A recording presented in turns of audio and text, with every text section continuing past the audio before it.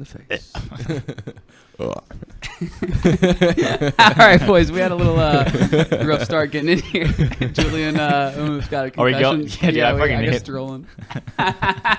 You gotta tell people about that fucking concrete block. I got my shit rocked. Dude, sorry. I usually the dog's usually up, but got down a little YouTube rabbit hole thanks to Matthew McConaughey, and then next thing you know, the boys show up. I wasn't ready to roll. Dogs running rampant. Yeah, Julian and Tyler are trying to get it. Your dog was like attacking me. I really fumbled the bag today, boys. That's rough my bad. start. Yeah. Like I said, I've never wished I was under 6 feet tall until now. It hurt so bad, dude. The dog was trying to take me on. I looked behind me at Julian just like sitting on the stairs, just like taking a break. It's too much. Julian was just. Did you think he was just done? He thought I got tired. Yeah. I thought he was just taking a break. Like I thought okay, like Julian's just like he's taking one for the team. He's just sitting down. Like, oh, cool. Like, I guess I'll do all the work. Me and Luke will deal with the dog, and Julian's just like just sitting down, drinking his little chocolate milk. Hey man.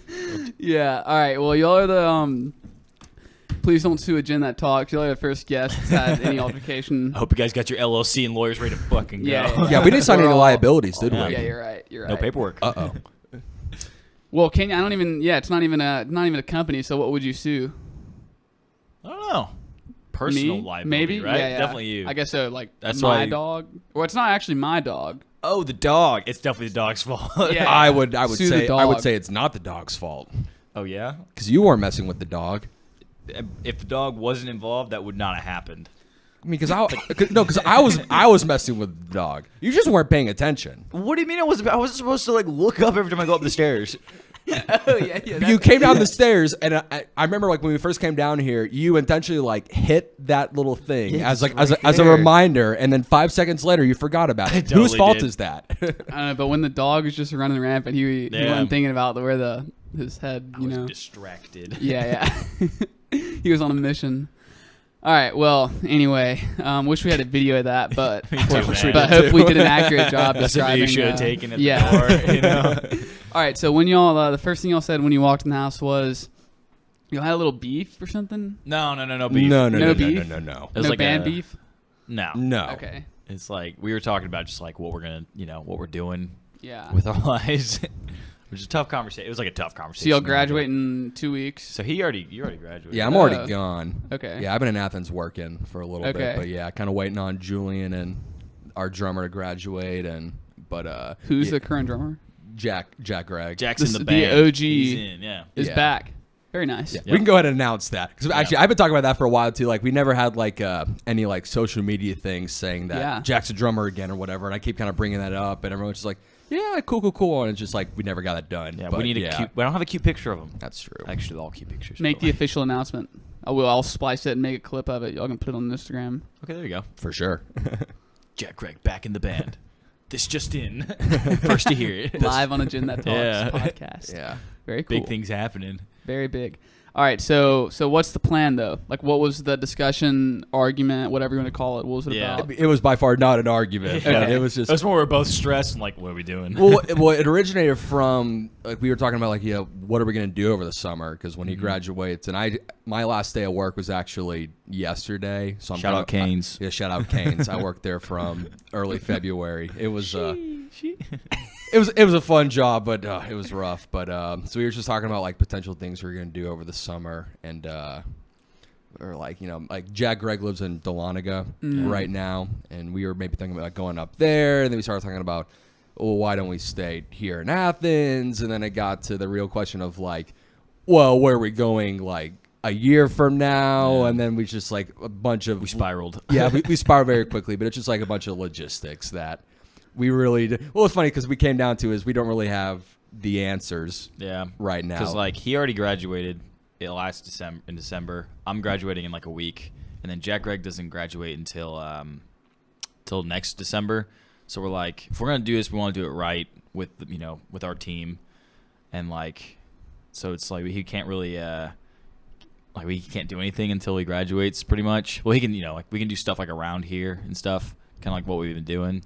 But like the original plan was like we want to jump somewhere Yeah, kind of take Austin. it. Yeah, that's right. We talked about this. Yeah. Like just somewhere, but like it was like during the pandemic, it was like, oh yeah, we can just take all his classes online. He's like, yeah, I'm ready to go. But he's like, now stuff's opening back up. Yeah. So he's got to be like in person in the fall. So we're like, what are we gonna do? So how much longer does he have? He's in December. Oh, So okay. That's not which okay. isn't bad. Yeah. So is the plan to just stay in Athens and play like y'all been doing and then move, or Probably either Athens or like we're talking about like moving. That's probably how it's gonna turn out. Probably But like at least Yeah. for the summer we're probably gonna stay in it because our lease is until like July. So we're like maybe get like another job, maybe bartend for a little bit, and then we're thinking about moving to Dahlonega with Jack. So we have like a band house. So we've never had like all of us in like one tiny space, and like because we practice like once a week, and it's always a hassle. I'm like, we get a lot of shit done when we're doing once a week. Like, imagine what would happen if you like wake up and someone's like just playing, and everyone's like, oh, that's kind of cool. Oh, you know? yeah. a lot of good things and a lot of bad things. Oh, mostly bad things, but like, yeah, dude. Our apartment's a mess, and Jack is like, he is super, like, only when it comes to his territory, super clean. Like, we partied there the other day, and like, it was like 4 a.m, and we're all, passing out drunk, and he's sitting there swiffering. Like this man did not fall asleep until his entire house Yeah. was like spotless Yeah. clean or whatever. And then of course, like whenever he shows up to Athens or whatever, he's eating, Oh my God. eating Doesn't all of our care. food, leaving all of his stuff. Oh all my! He over tried the to place. wash his dirty ass shoes in our kitchen sink. I'm like, dude. is it his house or does he rent it? It's his parents' house, and he's Technically. Well, fair enough. yeah. He's like he's the landlord technically. Okay, if they come for like an inspection, I guess he wants to be ready. I don't think they ever come by. It's just I think that's just like actually just Okay. his like mindset. He's like, this is my space, it needs to be clean. Even though I walked upstairs and there was just dog shit on the floor. Dude, that's really out of character for a drummer. I feel like I drummers know. are messy. Thing is, like, Whoa. I didn't know that. I Yeah. thought the same thing until we went to his house like a year ago, and it was like spotless. I'm like, wait Yeah. a minute, you come to our house and it's just Yeah. Well, I think with drummers is that they're all psychopaths, Yeah, and a Jack little is Jack is definitely a crazy one. Yeah. But Crazy man. they're all drummers are interesting. So we came to an agreement on the podcast. That's what's gonna happen. Play locally until January, then hit it. I sure hope so. Like if we stay, even if we're in Dahlonega, like we still have like connections and stuff here. Like so we'll be able to, like as long as we can like so we can hit Atlanta. Dahlonaga's kind of cool. Like play a bunch of house shows probably, and then like stay in Athens too. Yeah. Like for frat parties and whatnot. Yeah. That's my bad. We can lift it up a little bit. There we go. It's really sort of cool that stuff is starting to open back up. Yeah. Oh yeah. Because if this was the same thing, like the same sort of situation, like a year ago, I don't know what we would do. Because like we just played our first gigs like back like official ones like a couple weeks ago. Yeah, we played. Dude, we got a story. Oh man. yeah, we have a cool story for you. But yeah, Let's hear like 3 weeks ago we played 2 shows back to back, and then the next week we played another show that that the cops ended up showing up. Yes, I and heard getting. about that. I Yeah. can't remember. I think my Vine dad Street came vibes. in. Yeah. I couldn't make it. I was really upset, but yeah. I heard the cops showed up. Yeah. So it was while y'all were playing. Well, okay, so And that's not even the crazy. that's story not even the for- crazy one. All right, let's hear the story. All right, so we were supposed to play with like this is like the 17th of April. Like we were supposed to like open up for Divine or like so we originally had to do like a house show. You know Bradley Reeves? I do, yeah. Like he puts on like Very house nice shows. guy. Super Yeah. cool guy. Dude, he's a shredder, man. Oh yeah. But he was gonna do like a with his band and like his house. They do like house parties there now, and his band at Alien Funk Academy it was supposed to be like we were supposed to headline, then Divine Mind and Bradley's band. But then like Divine Minds put out like an album, I think. So like they got put to the top spot. But like that day is really like poured. So like we kind of knew that it was gonna rain. So they just like let's bump the show, and then literally like. So we were really bummed because we were like, we're ready to play. We hadn't played in I was months. so mad. We were so bummed. I was Beyond like disappointed. we can curse in this. oh yeah, you can say whatever you I want. was fucking furious. Like, because I got back from home at like 2 a.m. from work, and I was so happy because I was like, I get super pumped for gigs, and I was like, I didn't read the group me, so I was like, I was in a good mood. I was like, we're about to play a show or whatever, and Julian's like.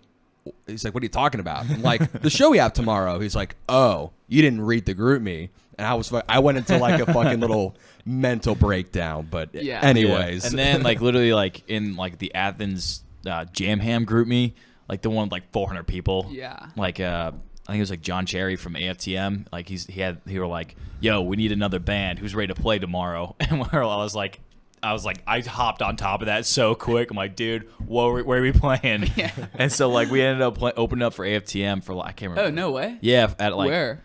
It was at Pappy's Field.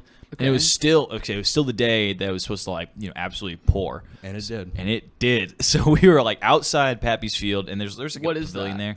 It's like maybe 20 minutes outside Athens, like down like, not 316, but pretty much like middle of the nowhere. Pretty much like this Pappy dude just owns a farm. And he just has like events there, like a lot of like Was Greek he events. raging? Oh, right. Was Pappy out there? He was. No, Pappy's a real guy. Pappy's the man. Pappy's the man. He helped us get. We'll get there. Like we, so we played this show. We show up and it's like it's obviously pouring and it's basically like a hill, and it's just covered in mud. And so we like we're playing our hearts out. And like people are doing fucking belly flops and like mud sliding while we're playing. And we're getting soaked, all of our stuff's getting soaked. Yeah, So We're like, no cover over y'all's thing? No, there was there cover, was, but we were still okay. like raining sideways. So our stuff's yeah, getting yeah. wet. The people doing production, their shit was getting wet. And AFTM stuff was getting wet. But like everyone was having such a good time. Like everyone was like, it was like everyone kind of just like embraced the rain. they wanted us to get naked. Yeah, That's how. take your shirts off. And then we did. And then they were like, take your pants off. And we're like, I don't know. But like, so we absolutely crushed it. It was great. We played Freebird.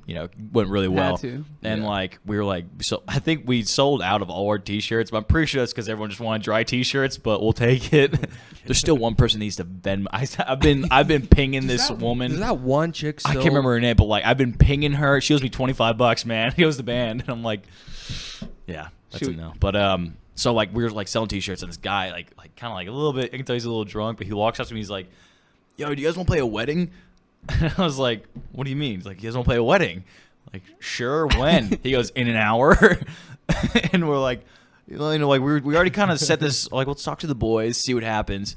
And everyone else, all the boys were like, yeah, why not, right? And because like we're all like drenched and like why not, right? Because like apparently this like band that they were supposed to have, it's like this place off Millage. Like they're supposed to have a band that was like in a tent, and this band bailed. Like like they set up their stuff and started to pour, and they literally just like unplugged all their stuff and packed up and left, because like they had it like in their contract as like if their stuff gets wet, like they're done. So like this poor couple was just like scrambling for a band. They talked to like 30 bands and no one was like available to play like that last minute, and so we literally pack up all our stuff. Wait, so this is like I was picturing like couple of rednecks. Okay, so this is like a nice place. So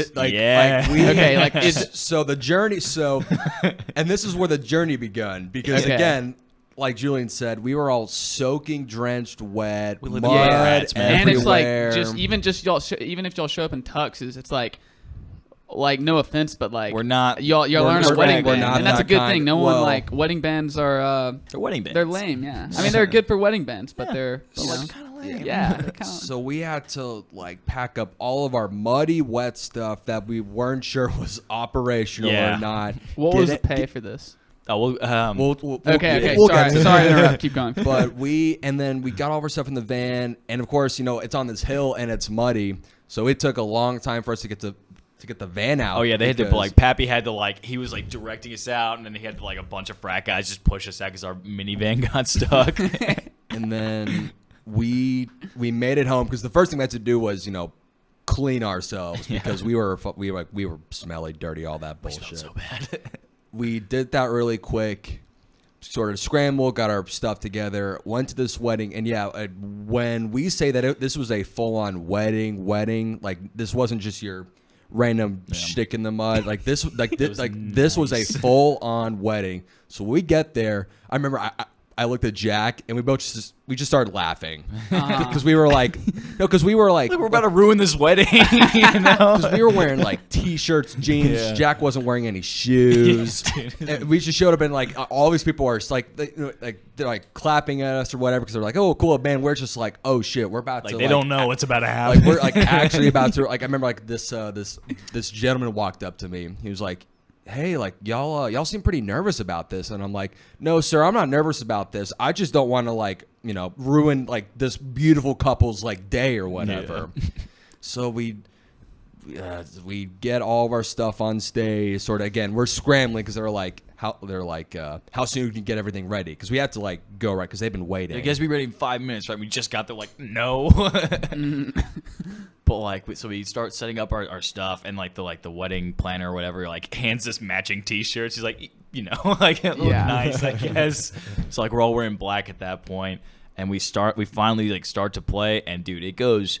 Like, when I say it goes well, it went, like, so well. What'd y'all play? Like, we pretty much, like, scaled down our frat set of, like, just not the aggressive stuff. Mm-hmm. Like, just Tom Petty, Leonard Skinner, and Guns N' Roses. We didn't play any originals. We didn't play any originals. Because this is a wedding, it's like, can't, like, you guys want to learn a new song? Okay, y'all do have a lot. I mean, I've seen y'all at, like, a fraternity before, so y'all do have a lot of... that stuff. So now that I think about it, that wouldn't. Yeah. I mean, it wasn't that big of a stretch. Yeah, it wasn't that big of a stretch. Yeah. Well, I remember originally, I think Jesse said that we were supposed to play for like 3 hours. Dang. And when we heard that, I was after like, our hour set, After I heard 3 hours, I was like, oh, well, that's not happening. Yeah. Because we didn't have. Back in the day, we probably had 3 hours worth of material, but that's with all of our aggressive stuff and originals and all that stuff. Yeah, like we can stretch to 3 hours. But yeah, we started like we were playing. It was awesome. People were like dancing, obviously having a good time or whatever. Of course, like in between, like we had some breaks because they were doing. Oh, dude, they made me. They were doing wedding stuff, the like wedding planner, like just at some point was just like she comes up to me with an iPad. She go like because they're like, okay, we're gonna announce stuff. And she's like, okay, here's what you need to say. You need to announce that we're going to cut the cake, best man speech. So I'm like, I don't know these people. So I'm like, and now, best man, I don't remember his name, will come up to the stage. And they're like, now we're going to do the bouquet toss. I'm like narrating this wedding. And I didn't know anybody there. It was like such a bizarre, surreal experience. Because we're like, why are we here? Like most of the time. But like, they absolutely like loved it. They loved us. Like afterwards, like you guys saved the wedding. It's like people were talking about this for years. So they were dancing and stuff. Oh, dude, for sure. Loved it, man. People, that's like awesome. The dance. It's like we've played event. We kind of like learned our lesson. Like we've played some like nicer events and just absolutely just cleared the floor just because we were too loud or like a little too aggressive. So we kind of like okay, let's try to keep it at least a little bit manageable volume wise. Yeah. And so we did, and dude, it was packed the whole time. We ended up having this dude who I guess was in like an Allman Brothers band cover band like come up and play a song with us at one point.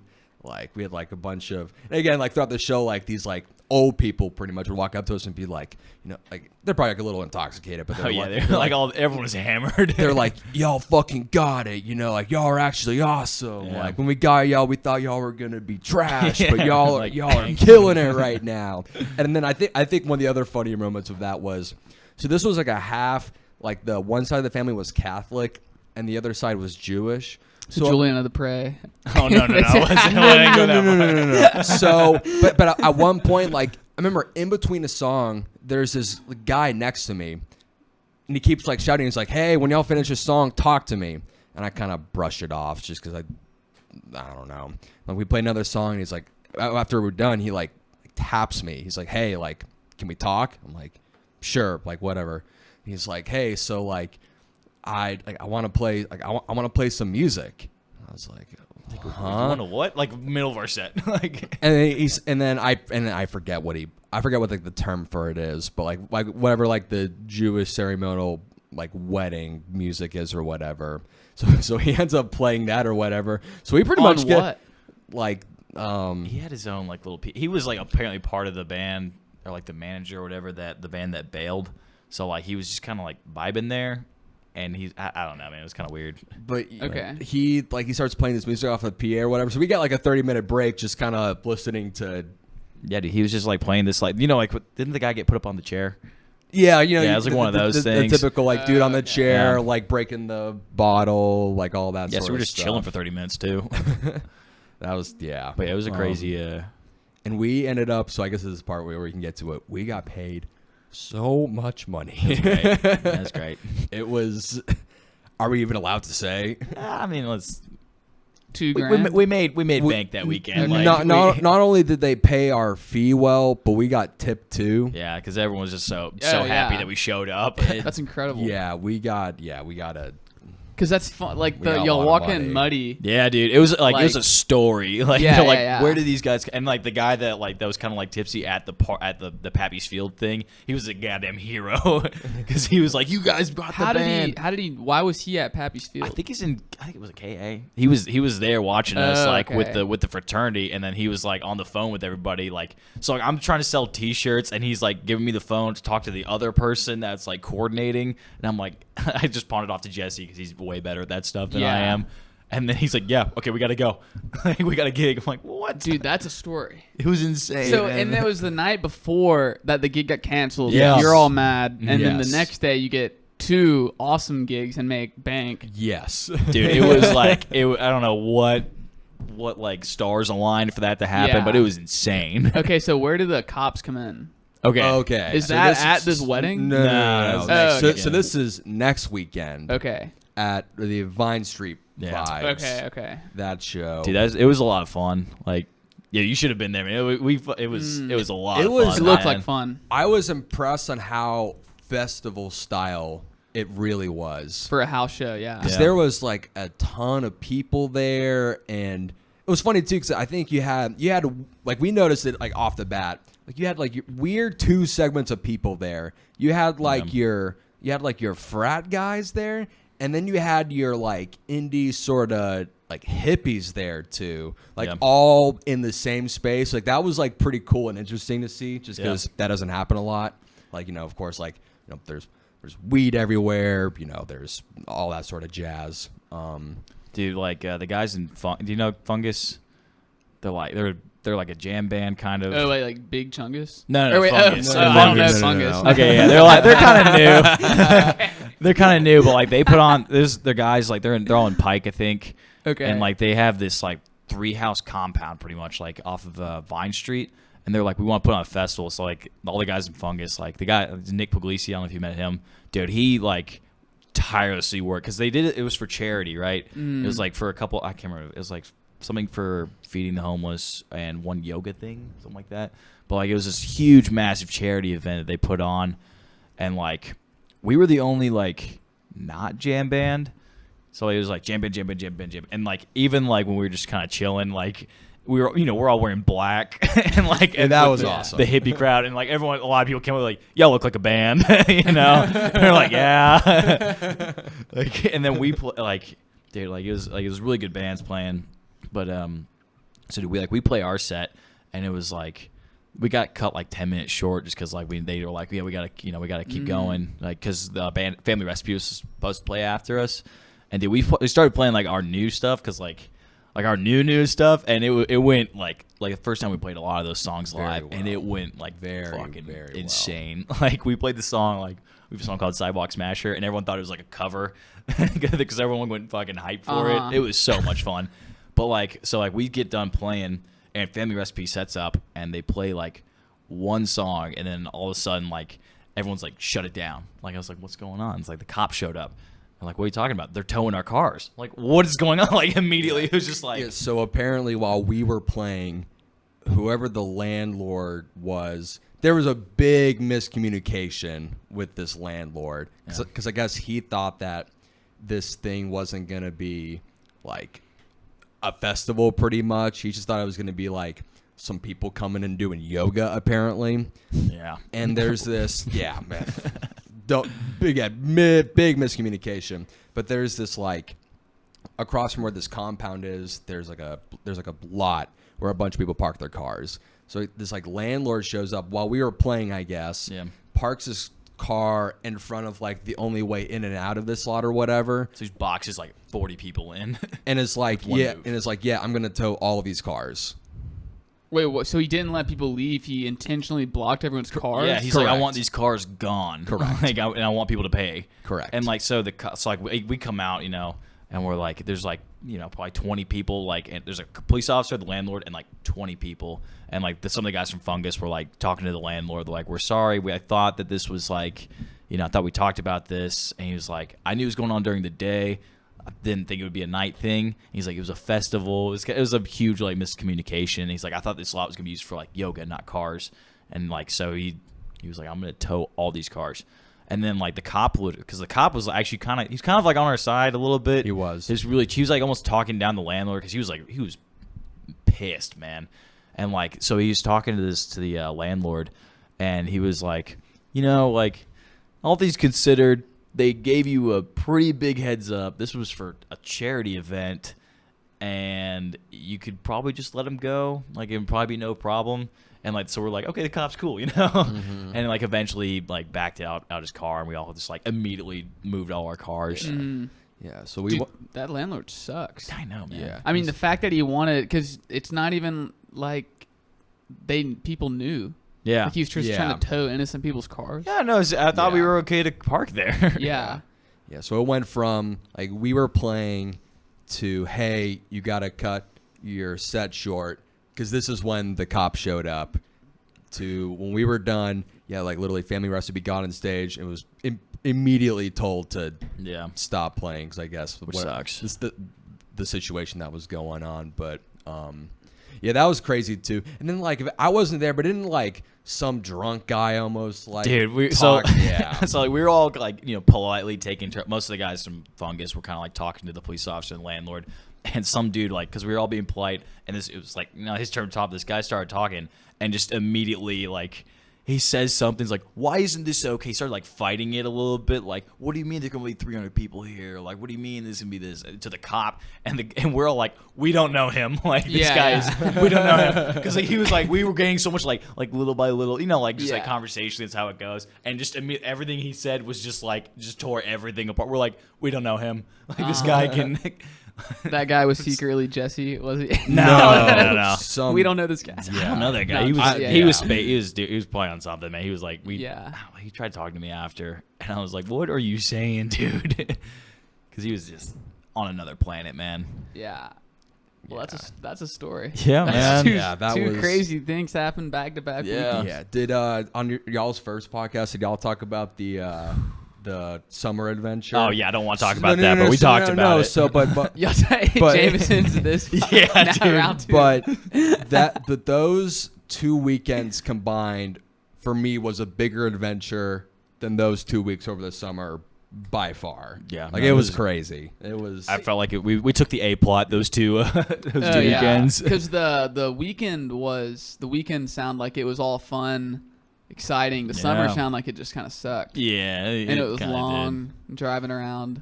Yeah, we weren't even playing music, really. Yeah. I mean, since y'all already talked about it, I won't go into too much. I don't want to talk about it, bro. Oh, by far, I was probably the most pissed person about that entire thing. But again, like we had our fun moments and our bad moments, and it was adventure, whatever. But those 2 weekend shows, it was chaotic and it was fun. It was chaotic, fun, like everything, like the total rock. Like that's rock and roll. Like that's the vibe. That's the setting. That's not the summer.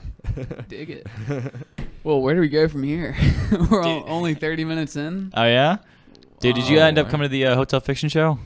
No. Dude, come on. Dude, I'm sorry. I was texting. They're coming tomorrow, aren't they? I know. I feel bad. I was texting Oh. Jess because I had to be somewhere at 10. And then I was like, the power, because I thought I'd be able to make it. And then the power got shut off. And then... Yeah. And then y'all didn't end up going on until 10. Yeah. So I'll really let them talk about it, like, because it was a crazy day. I guess that'll be their... I'll let them tell that story. I've really been fumbling the bag lately, getting to shows. Yeah, I'm not doing my job. You're pretty much a reporter. You got to be at these events. Yeah, I know, man. Dang, dude. All right, I'm gonna tighten up. I'm just happy there's live shows. If I'm being honest. Yeah. Like it's just fun. Like it feels like I'm back to 2019. Is that weird to say? Yeah. Yes and no. Yeah. All right, so let's reflect a little bit on your 4 years here. Yeah. Because coming to y'all two you've been done, but you've still been here pretty much, and you're about to be done. So let's look back on 4 years in Athens and starting everything where we are now. Dude, like with the band stuff. Yeah, or whatever. In life too. I mean, I'm sure you're. No, it's definitely it definitely revolves around the band for sure. Yeah, it's almost like I know that like it's like the 4 years itself, like it feels like a big like end point, but I know it's not, because like freshman year, senior year, that's college. But I feel like I've been giving that a lot of pressure of like, okay, now I got to get my shit together. I'm like drawing a line in the sand, but it's still like I'm still young. Like I'm not worried about it really. But dude, like starting from like our first gig, yeah, you weren't in the band yet, that's a shame. It's crazy. But like it's kind of like just like the escalation of like thinking back on those like first couple of gigs we played. Like we played Jack's little sister's birthday party as like our first like official. She was like turning like 6 or 7 or something like that. No. Yeah, dude. We played in the garage and it was so fun, man. But like it was like that pure adrenaline that I feel like the crazy thing is like that like rush and like those like that the amount of fun that we had at those first couple of gigs where we were playing terribly because like you're still trying to figure each other out and like figuring out a sound. Like really, even the first songs we wrote, like it's still that rush just has gone nowhere, which is kind of like that's how I feel like I found the right thing. That like every time I play a show, every time I write a song, every time I just we jam any day, I get that same like it doesn't feel old at all.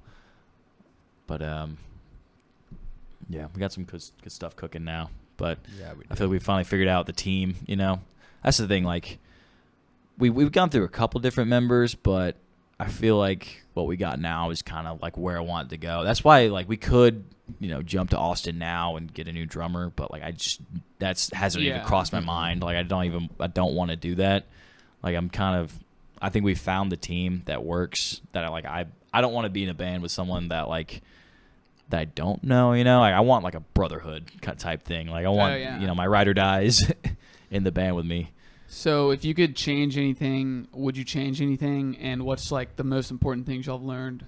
I mean, you can take if you could change anything, well, I think right now, COVID not happening. That's a or thing. no, something like that's the thing I would change. No, but like, dude, some of the songwriting you got to learn lessons. Like, there's only one way to learn those lessons, and that's trial and error. And fortunately, I was not part of the band when they did their early songwriting and put out like Everyday Dog's first EP. And you seem kind of salty. Did they even know you? No. So my 5 years of college was really, really interesting and all pretty much last minute. So here's my story pretty much. So I knew these guys. Like I knew Julian and Jesse I worked at Camp Highlands with them.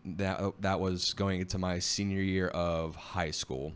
So I've known these guys forever, and I always knew them. And I was like, and for me, like I didn't really, I would play guitar every now and then. I didn't really play an instrument. I always loved music. Like I always sort of had like a little rock and roll spirit in me, but I never really did anything with it. And then I went to Kennesaw State, and I stayed there for 3 years, sort of not doing much. I didn't really have that great of a time there. Like I lived with like a couple of my best friends, but I didn't join like a fraternity. I didn't do anything really. So I was just kind of like, I wasn't in a low spot, but I was, stuff wasn't happening. And then at the middle of my junior year, like Julian sends me a text. And of course we still hang out. We still hung out all the time and knew each other. And he was like, hey, like we should talk. Hey, we need to talk you up. and I was kind of like, cool, like about what? And he just didn't respond. So I was like, that's fucking weird. Like, okay, or whatever. And I guess at that time, Lucas was leaving the band or whatever. And I guess that I was at that show. Yeah, I was at the farewell show. I was at that show too, which was, but and then they were just like, Julian was like, hey, like, you should join the band. And I was like, me? Because I up until that point, I've never touched a bass guitar. Yeah, I literally have never touched it. Like I play guitar every now and again, but apparently it was my rock and roll demeanor that kind of got me the track there. Or dude, whatever, like literally, like the practice that Lucas was like, yeah, guys, I'm out.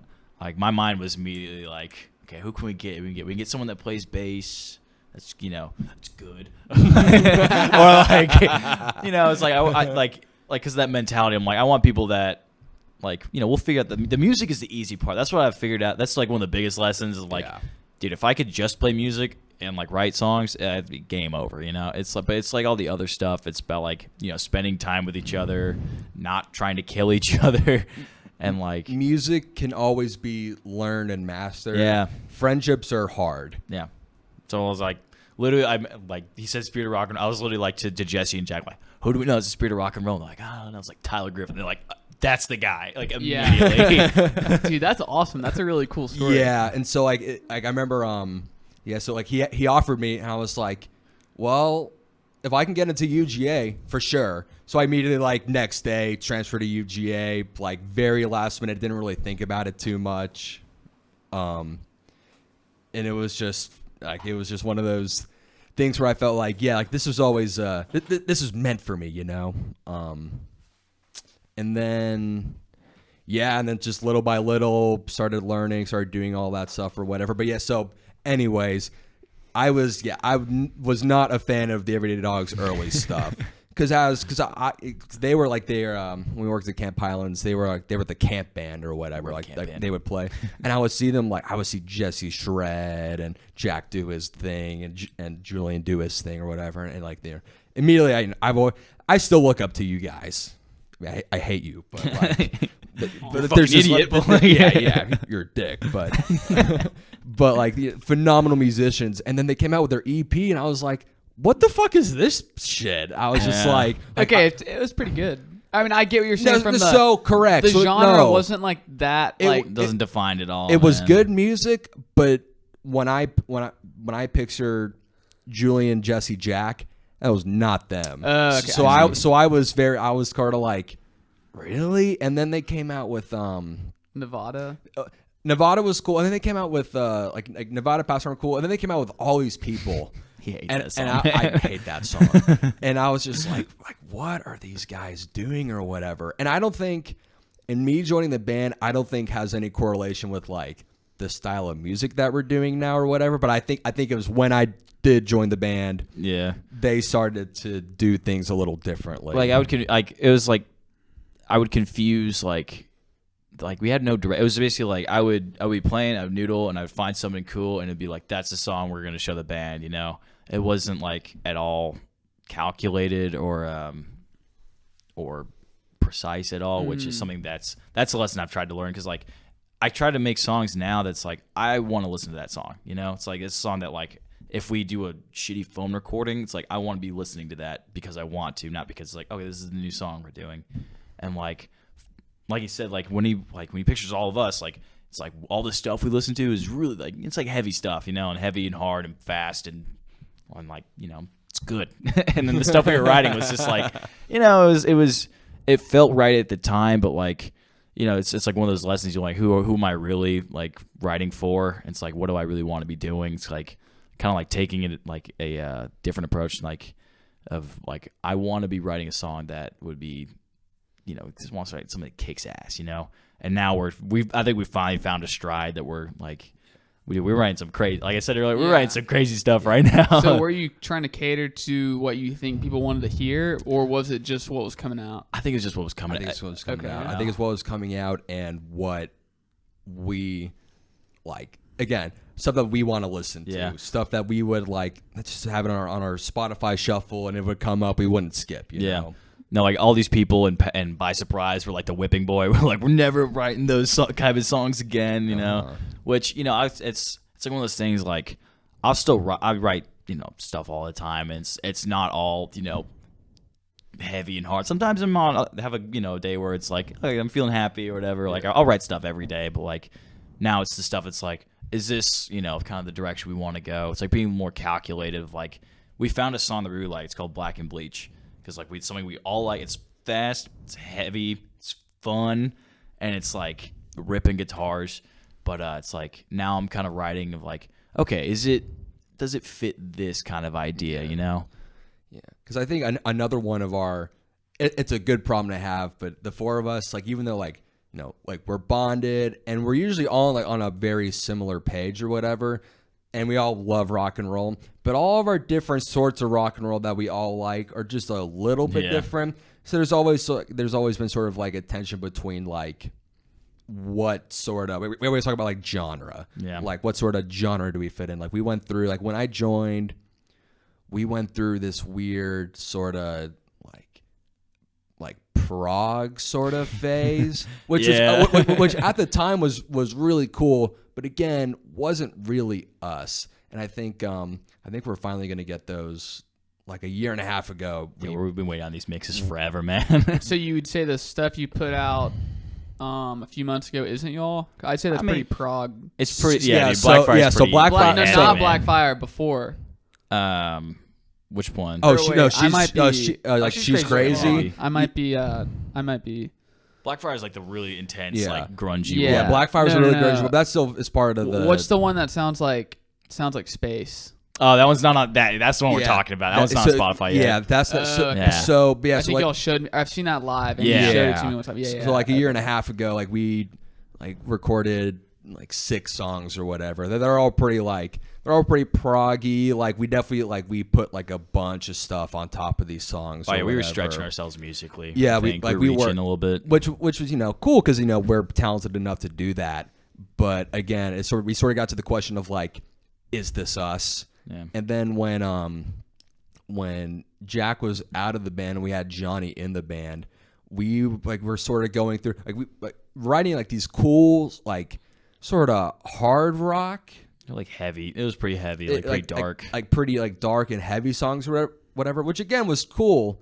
But then when didn't really necessarily fit all 4 of our needs, Yeah. because I think that was the big thing. It has to like when we write music, all 4 of us have to love it, and it's cool. I think we've gotten to like a point where if one of us, like if we're practicing like writing new stuff, we can get to the point where if one of us isn't feeling a song and it's just like not having a good time with it, like we're now mature enough to be like, okay, cool, like we'll go on to the next thing or whatever. Whereas maybe like a year or 2 ago, if we would have had one of those conversations, It's like forcing it to happen, even if it's like this is like, if for me, I can always tell it's like this is not going well. Like, dude, the other day I had a 4-note riff and we all were like trying to like put it in different spots. It just brought us to our knees, man. It was 4 notes and we could not get it. It was so funny. It was so funny. It was literally 4 notes and I was like, it's a pickup note, and everyone's always like, what are you talking about? It's like, I wrote the song. What are you talking about? It was super hard to communicate like that, but like.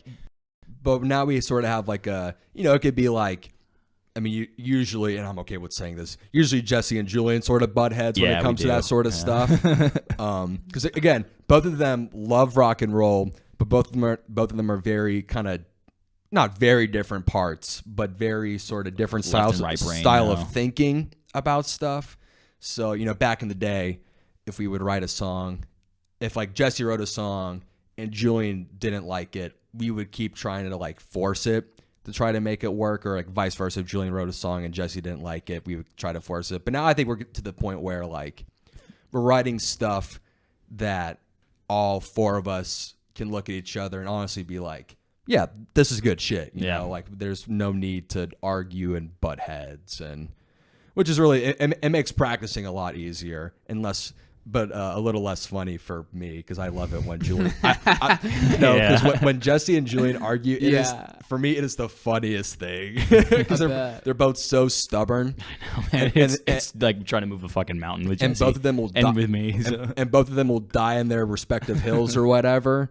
And so it's just one of those, like, it's just like a thing I just sit back, eat some popcorn, just listen to, and they'll figure it out eventually. But so with Johnny, we have this weird, like, heavy, darker, hard rock thing. And then when Jack got back over the summer, that's when we were like, okay, like that's when something clicked and happened. Yeah. I mean, thanks to, again, Jesse and Julian write most of the songs, so thanks to this genius over here, you're still a dick, but you're pretty good at what you do. It's the backhands, just So you and Jesse disagree on like genre or well, it's just like musical stylistically, like it like on pretty much every plane of playing, we are just so different.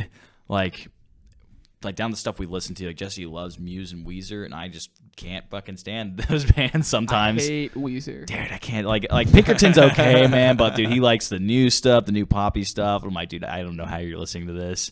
And like I like the really raw stuff and the heavy stuff. Yeah. Like Soundgarden, Pearl Jam. Yeah, dude, all the grunge stuff and like even like all the Nirvana songs. It's just him screaming. Like I love it. So he's not into that stuff as much. Nah, if it's not like structured, he's not like. If it's screaming and he's just like, "What is this noise?" you know. Okay. I mean, Jesse likes the Soundgarden and Alice in Chains. Oh, I'm talking more about the. Oh, no, he fucking loves those bands. But Yeah. like the more like raw stuff, like all the punk, like Sex Pistols. I'd live for that stuff, man. Okay, At this I point in see. my life, I'm. So the on more punk like part. music, he's into more like musicality. Like I could see how people don't like Nirvana, Yeah. but then like Pearl Jam because there's a lot more musicality, less. It's a little, he likes bombastic stuff too, like Papa. What's the Papa Roach and stuff. But I mean, that. like, he has the mind for it. Yeah, Which I think, because he's also a genius. yeah. No, his playing is insane. He's Like one of the best players I've ever seen. he's probably. he's pretty good, man. Yeah, he is really good. Yeah. Yeah, but like down to our play and like so it's like the stuff we listen to is different. The like way our minds work when we're writing riffs is like he's left-handed, so he plays regular. So like it's very like labor intensive on the left hand, and there's a lot of stuff. I'm like, I just don't understand what you're doing right now. And like the stuff I write is it's pretty simple on the left hand, and it's like just like I can play the way I play an E is different every time. Like it's like if I have a riff that's just an E, it's not just an E. You know what I'm saying? Like it's about the way, and for me it's like how you play it, not what you're playing. At least like that's kind of the way it comes out. We always talk about the hands. He's a lot more like you're- technical. Yeah. Really like those fast like legato runs. Yeah. Yep. And I'm Yeah. like, I just want to play two chords as crazy as I can. Yeah, on the yeah. right Crazily hand. as Makes differently. sense. as you Yeah, can. you know, like Yeah. I'll write a riff and it's all like if I play it, it's like one way, and then Jesse will play it. I'm like, no, it's not. He's like, what are you talking about? It's just two chords. I'm like, no, it's not just two chords. And that's kind of where That's where the disconnect. Yeah. But like sometimes it'll be like, yeah, it's a little ridiculous on the right hand. And he'll be like, sometimes it's a little ridiculous on the left hand. It's like we both kind of get carried away sometimes. But like once you find those riffs that are like in between, because like it's not like either of us hate the other songs. It's just like sometimes it takes longer for us to get them. You know, it's just because because Jesse and I are like not. I think it's because we're like 98% the same person. And like that 2% is where it really comes into like you want to stand out. yeah, you know. I feel like that's what makes a good rhythm guitarist. So is what you were saying, the way like because if to him like few like two chords might be like him E and A like Yeah. Yeah. but you're gonna take those Dude. and do something with it and then put lyrics and melody to it and Yeah. really rock out. That's why. But that's one of the reasons why I think our band is as good as it is, because like we truly have a true lead guitarist and a true rhythm guitarist Yes. in the sense that they're both stylistically play so differently, but they play it so differently, so perfectly. Yeah, we both occupy. Like I don't try to lead the way that he does, and he's like he does it. He knows that like my playing's very different. He's like I'm gonna play this riff a little bit different. That's okay. Like having two different guitarists and like really work together instead of just like we have two rhythm guitarists and one guy can kind of play a pentatonic scale. You know. Yeah, that was why though I never even tried playing with Charlie because I knew I just couldn't keep up with anything. Dude, Charlie's a good player, man. Yeah. He is. But It's the fact that I mean, like you know, put yourself down a little bit, but Yeah. I mean, he's on a different stratosphere. That's so to what keep I'm up with saying, him, man. it's like you're doing a pretty good job playing Yeah. and singing at the same time, which Yeah. is pretty hard Totally to do. different part of the Yeah. brain. Right Yeah, there. for sure. Don't get me wrong. He's still an awesome. Yeah. Yeah, Messi. But like I'm you a shred. I am you truly. you could shred too. But Yeah, but like it's like like the little like I'm so much better at playing rhythm guitar. Like that's like where I spend most of my time. Like Jesse, whenever he practices, it is like I remember when we were growing up, man. He would like mute his guitar because he's left-handed, and he would take his like ring finger and on like the 15th fret, he would just like and he'd get that crazy wicked vibrato, and he would practice his runs and licks. And me, I would be like. He'd be like trying to learn. He'd play like fucking Boston songs and Guns N' Roses songs every day, dude. Like the same song until he got it perfectly and perfectly 100 times. And me, I'm like, I'm not gonna do that. I'm gonna play 100 different songs once. Like I'm gonna learn as many riffs as I can. Like that's like what I like look for in song isn't like it's like just like the cool riff part. Like it's kind of like that's why I probably write the way I do. Like I write pretty much every day. And it's like they're all pretty different riffs, but like, and they're all like they're riff based pretty much. But Jesse will be like, he'll write one song like once a month, pretty much, like probably. But really focus on that. Yeah. It's like very different, like strategy tactic wise. That's really interesting. I didn't know how different y'all are. Yeah. Like y'all are really different now that you mention it. I mean, in pretty much every way it seems like. No. At least in music. I mean, it's literally from spending time, like a lot of time with them. It's left brain and right brain. Yeah. They're all part of the same brain, same mind, different sides. but it's just completely different. Which is funny too, because I mean, that's not to say that you are just left brain or Jesse is just right brain or whatever. Like y'all can still overlap a little bit, but it's just so different. Which is funny, for being like I think me and Jack have sort of an easy yet difficult job of just like kind of. Oh, they're mediators a lot of time. Yeah, of the referees. Well, it's just funny too because I think I definitely don't have the same sort of songwriting mind that Jesse and Julian do or whatever. I think part of Jack's and me's job is like, okay, like what's going on? What's the problem? How can we help to sort of fix it? Yeah. Like what different things can we do? Because I think Jack. Me and Jack's like pretty much solution to everything is let's just play it again. Let's just play it again. Try both ways. Let's play it a different way. Let's try this. Let's try that. We're very much not very conversational problem solvers. We're very much kind of let's do it until we figure it out, which I think is a good quality to have in sort of a rhythm section. Yeah, it is kind of nice having like because Jesse and I will get like really into an issue of like.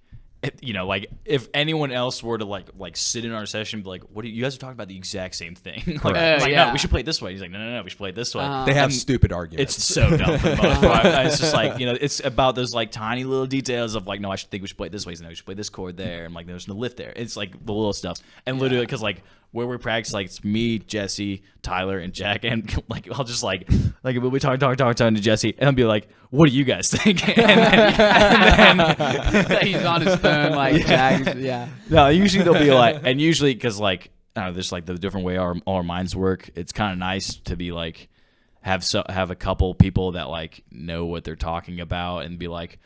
And like it's never one side. It's always like, yeah, Julian, that idea fucking sucks. Like this Jesse's definitely right. And it's kind of like nice to have someone that has an opinion, and is willing to kind of step on some toes sometimes. Yeah. What do you? What? Oh, no, what's up? No. Oh, I was gonna take it a different direction. Yeah. I was wondering what you all's parents think about your rock and roll aspirations, and if they're like, "Hey, you need to get a job." Like a real job, no offense to Canes. You need to do this, or are they just like do your thing, Dude, like my parents. Well, yeah, you want to go first? My parents have a very weird relationship with that. I think my dad, as of lately, is a little bit more on board with it. Because again, I think originally, like when I joined the band again, very last minute, it's transferred to Athens, and he didn't know I was gonna join a band or whatever. And I show up one day at the house with one of Julian's basses or whatever. He's like, "What's that?" I'm like, "Oh, it's his bass." "Whose is that?" "Oh, it's Julian's." "What are you doing with it?" "Oh, I need to practice." "Why do you need to practice a bass?" He's like, "Oh, like I joined a band." and he's just like, "Well, you need to you need to keep good grades up and don't do anything stupid and all that sort of stuff." And I think over time he sort of was like, "Oh, like he's really passionate about this. He's really, he's really into it. This makes him happy." And also they're good at it. He showed up to right before COVID hit. We played Smith's Old Bar in Atlanta, and he showed up and first time seeing y'all. Yeah, his first time seeing us. Actually, it wasn't his first. He saw us at what was that thing, like the fundraiser charity thing for Will. Oh, Will to Live. Yeah, Will to Live. He saw it play. We didn't play that much, but he saw us like really play at Smith's Old Bar for the first time. And after that, I think he was kind of like, "Oh, I get it now. Like this makes sense or whatever." And then my mom has always thought this is sort of a hobby. My mom is sort of. I haven't had a real conversation with her about it, I've never. End of the day, I've never had a real conversation with both my parents about what I kind of want to do with the band, but my mom always thinks like, "Oh, he's just doing this on the side. He'll grow up and get a job eventually," which hopefully that doesn't happen. Yeah, but hopefully we do the band forever. But it's always sort of one of those things. I think my parents are cool in the fact that they sort of leave me alone at times. Like they're sort of, hey, like, you can be independent, you can make your own decisions, you can, you're smart enough and mature enough to figure things out. And so yeah, it's not like his parents. Dude, my parents, I think I told them I was doing a podcast today, and they're like, "Can we watch?" And I was like, "Yeah, when it comes out." My parents have been, like they've been nothing but supportive of me and Jesse, of our delusions. But like, y'all work really hard though. I think when parents see that, they like that. Yeah, I think we've had just so many conversations with them. We've been really open, and like they're like, at the end of the day, like this is like your 20s essentially. Like you guys are young. It's not like you guys have any debt. Like we think they don't have any debt. I talked to Dave Barbie the other day. He's like, you don't have any debt, no ex-wife, no kid. It's like you're set to go. And like that kind of, they've been like absolutely just they're rooting for us, which is like, usually like when you like hear about bands, it's like, yeah, my parents kicked me out of the house. Like, nah, they want this to work too, because they see how much time, effort, work, and like blood, sweat, and tears we put into this, and they're like, yeah, we'll do. I mean, like whatever we can do to help. And sometimes it's too much help. It's like I'm like maybe you should maybe pressure me to get a job. But like no, they're cry like, for help. Yeah, no, because like they've been really like because they see how much Jesse's living at home for right now, and like, and it's just they see how much that he does so much like. As much as we shit on Jesse, Jesse does. Dude, he does the heavy lifting. He does heavy lifting. Like he's the one that my mind is not like has not like business yet. Like it hasn't clicked yet, But he set up the LLC with my dad helped set up the LLC too. Like he set up the LLC, does all that. We got audited. I think did I tell you about that? Yeah, we got audited by the IRS. Oh, wow. Like because like during COVID, like they were like way behind. And that was before we set up the the LLC. So like, you're having a lot of money through your bank account. Like, what's going on there? And like, I didn't know anything about that until like after it was taken care of. Just like, yeah, we got audited, took care of it. Like, like mafia style. Buried a body. But like, they're very much. Big chat. I love my parents too. They do good work. Yeah. They feed the band a lot too. Yeah, they do.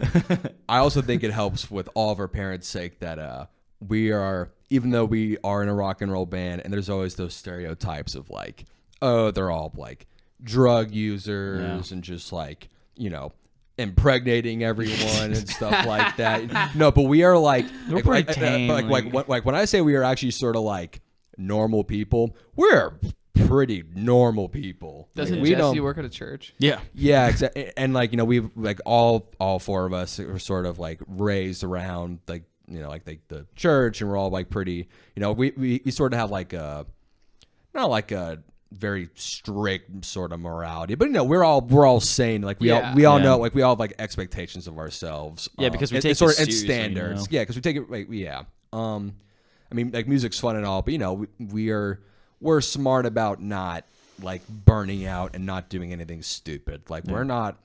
I mean, don't get me wrong. I like drinking a beer or two every now and then, but I don't want to do anything that's gonna like embarrass my folks or embarrass anyone else around me. And I think all four of us sort of had that same like we know where the line is and we don't want to cross it. Yeah. So we avoid that line. But I mean, none of us do like drugs. None of us, we're not. We throw back beers, but like we throw back beers. Not like we're not impregnating anyone. We're not getting in fights. I hate that word, man. What else would you want me to say? Yeah, we're. Never mind. Yeah, I could say it, but I'm not. Don't. My parents are gonna be watching. I know, which is why I'm not saying. All right. Anyway, yeah, but don't get Jesse fired. Yeah, but we're not actually like we're not stupid. Yeah, like, we're very tame and smart, which makes I think our parents' lives a little easier, knowing that like even though they do want to live like a lifestyle that stereotypically says a lot of things, they're smart enough and mature enough not to do that. Yeah, because like we're in it for the music, not like correct. Like the lifestyle's tough. Like we're gonna be sleeping on gear for who knows how long, and like we're in it for like the grand scheme goal is I want to make enough so I can support myself playing music and music alone, you know? That is with the people I love, you know? Mm-hmm. That is, are you kidding me? That is a perfect goal. That is a good life. That's all I really want, you know? It's so pure. Yeah. It's really, I just want to write music. That's like, if someone pays me to do it, great. If not, you know, it's okay. You know, we'll figure it out. But like, that's why, you know, it's we're chasing that. It's not like everything else that comes along with it, you know, like the rock star lifestyle, you know?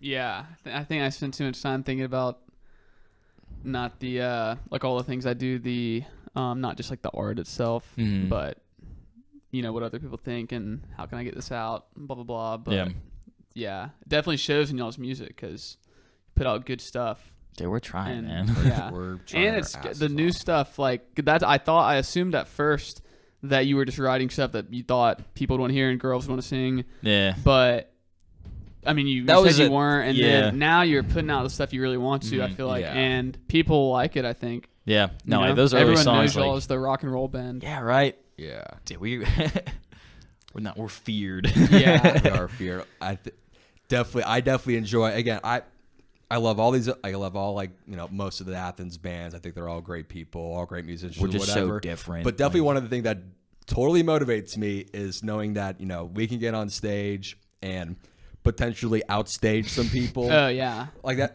That's I hate how competitive music is, man. Yeah, I think it's not, and it's not like a it's not like a, you know, like a measuring contest. It's not, for me, it's not like oh yeah, I want to kick your ass in music or whatever. It's just like something that's like almost glorifying that, like, yeah, like, you know, we can like get on stage and absolutely kick ass and just like no matter who we're playing with, like we're just gonna go as hard as we fucking possibly can. Yeah. It's funny the way you described at the festival, because that's really what it is now. It's frat guys who listen to jam bands, and then there's the indie hippie crowd. Yeah, dude. In there's Athens, not much of the rock and roll.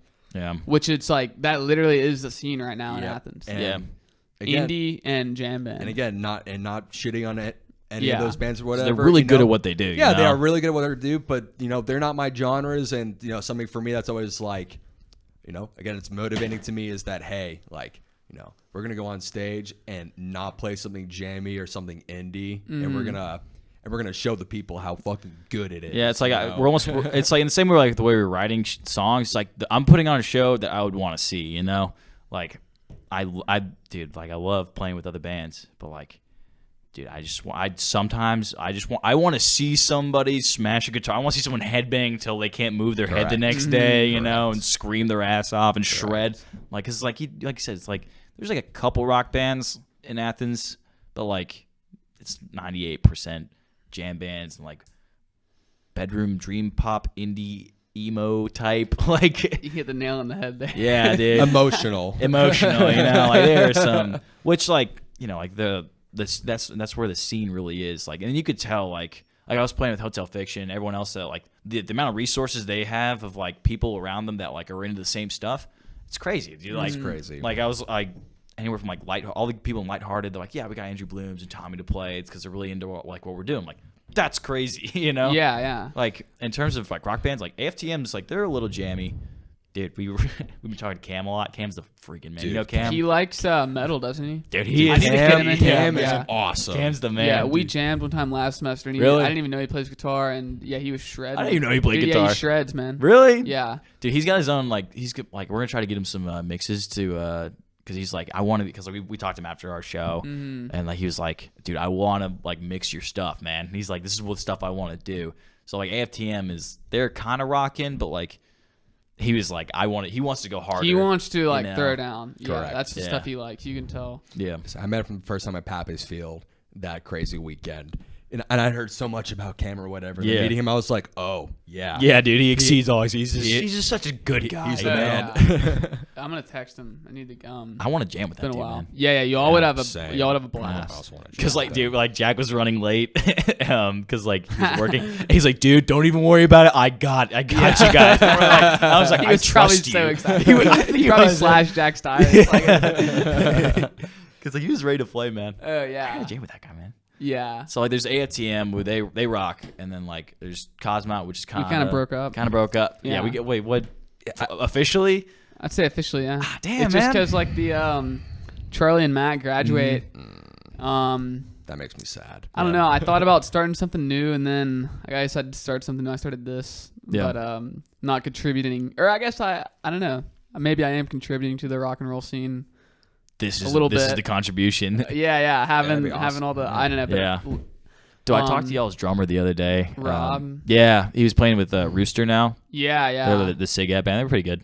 But yeah, he's a good player. Yeah, he's a lot of fun. We were living together next year, actually. Really? So you never. Cool. Yeah, and another guy who plays guitar and sings. So I you smell a never know. band. Yeah. I don't know, dude, because I kind of wanted to step into like a bigger band, or not a bigger band, but just some other guys who are really dedicated. Yeah. I was talking to this about Sarah yesterday because she was saying like, why aren't you playing? I was like, I'm just putting like a lot of effort into this and really want to. I like doing this a lot, and I just don't have it in me really to kind of drive it. Like I'd rather.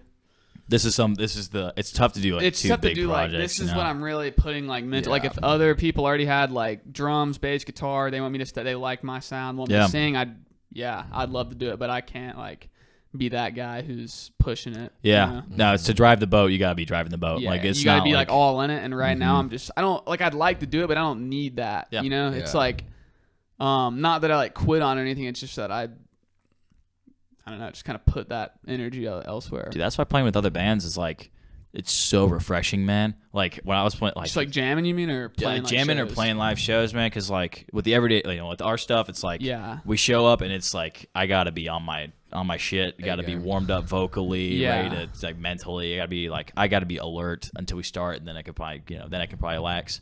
But dude, like I played a bunch of shows at Hotel Fiction, and I had a freaking blast. I don't know how you do it. Showing up and playing bass, woo!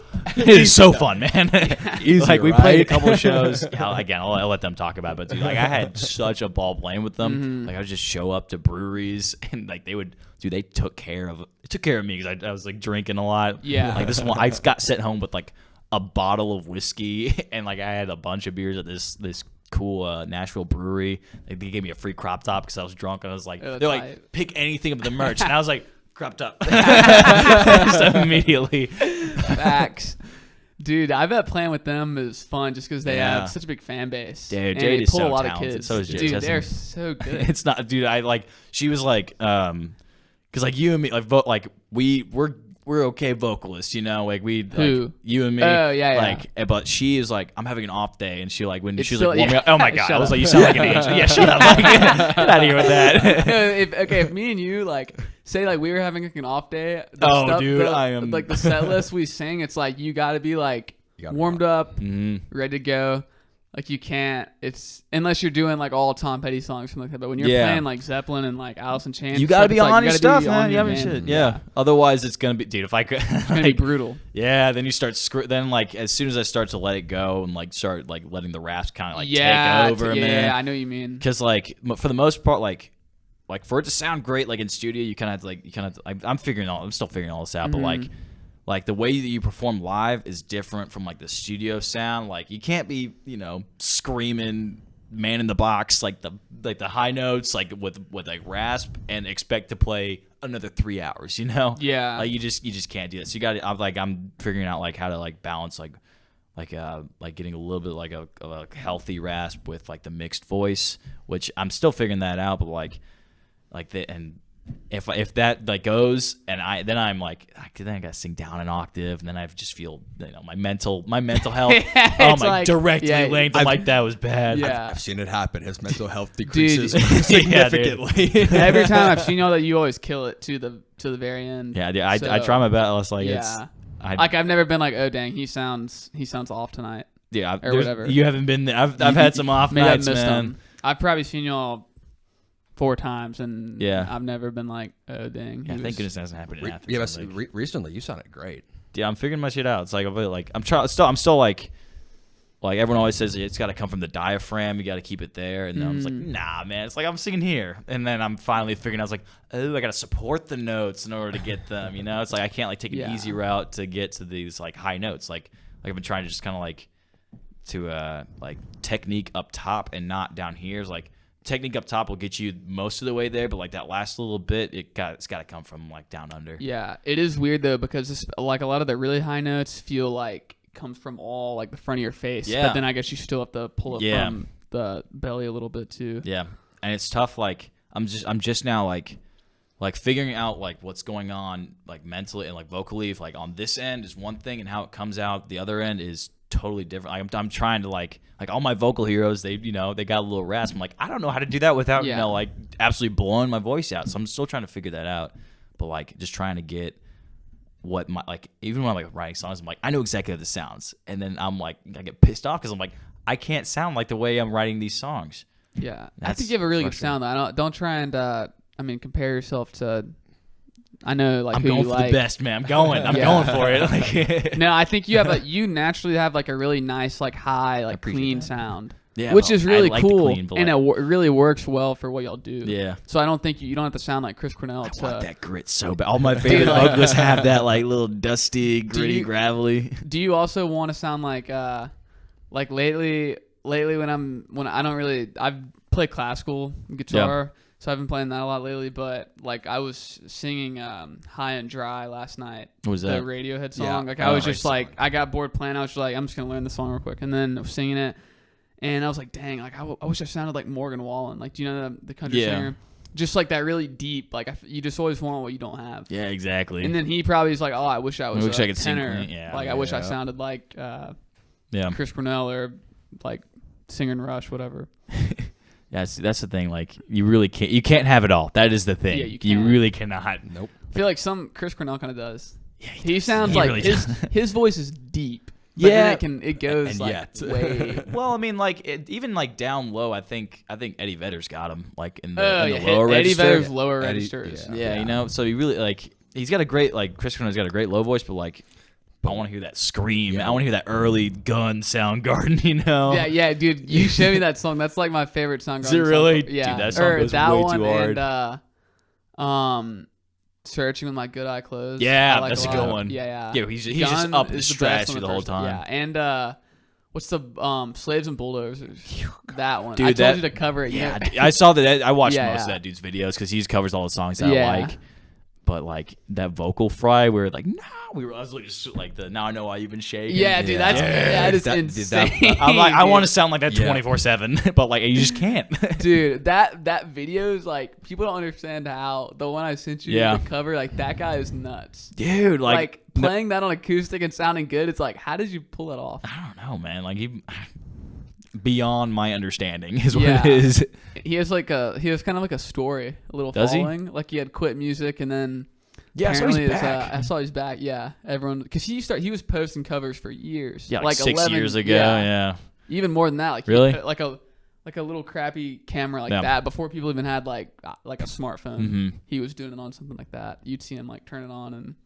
Yeah, I remember at the beginning of the videos like Paradise City on acoustic. Yeah, he's got the voice for it, man. Yeah, he kills it. He's so good. I miss Chris. Miss you, Chris, man. I miss him so much. I miss Chris. I didn't even get into that stuff until after he died. Really? Yeah. I think me too, for the most part. I remember like when I like Like a Stone. I liked Audio Slave. Yeah. You know, I was like, I don't really fuck with Audio Slave besides Like a Stone. And then like that summer of like, I think it was like going into freshman year of college, dude, someone put on like the Coach Eyes. And, dude, I think that was me. It was probably you, honestly. I think we were in Is the that bathroom. What you are? Yeah. We were cleaning we were the bathroom squad. We were cleaning bathrooms every day. And I don't think it was. It was. What's that? Set It Off. What's that? No. What's the awesome What song You that has Are? a shitty solo? Bring It Back Alive. Bring It Back. I was Dude. playing that, and Julian was like, "What is this?" I'm like, "Audio Slave." He's like, "This is Audio Slave." So I assumed it was, like, I think because it was like a Stone. I really like the song, and then like the next related video on YouTube is always "I'm the Highway," and I was like, it's not really my. It's like, this is nice. This is kind of cute, But then he played "Bring It Back Alive," which is, by the way, one of the most kick-ass songs in that album. The worst solo I've ever heard by Tom Morello. Wait, what's it called? Bring 'Em Back Alive. Bring 'Em Back Alive. Most badass riff. Awesome Vocals are riff, insane. Bass sounds great. Yep. Drums are on point, and then you get to the solo, and it's not Tom Morello's best work. It is not. Like, I love Tom Morello. Dude, I watched his whole masterclass, man. He is talented, but like Great guitar. he got carried away there. He got carried away. Wait, Yeah. what did he? Wait, hold on. Did you wanna play the solo Wait, real hold quick? on. First, let me hear that. Yeah. Is it on the first album or? Yeah, it's on the first it's on one. the first album. It's like song 8. Dude, Yeah, it's it fucking. starts with this. Dude, it's just heavy as hell. I don't want to play too much of this in case this thing blows up and then it gets yanked off YouTube when y'all two are famous. Okay, this is Is this it? still okay so far. And then and then Yeah, it's kind of Tom Morello. Then It's like they got Neil Young in the studio for a second I don't know. with man. Tom Morello's gear. It still isn't even like the.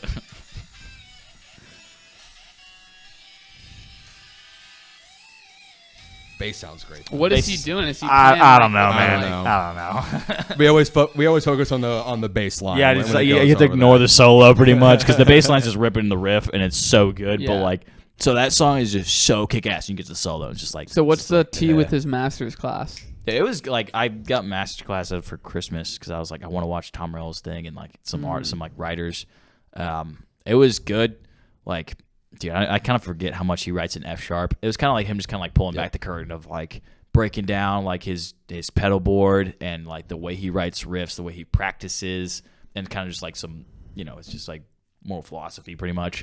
And it was just really cool to kind of like like no one like really cares that much unless you're a guitarist, so it's kind of nice like to actually have him like it was like giving him the green light to go, okay, nerd out, kind of like the way sometimes like we do, it's like the little stuff like vocally like we were just talking about.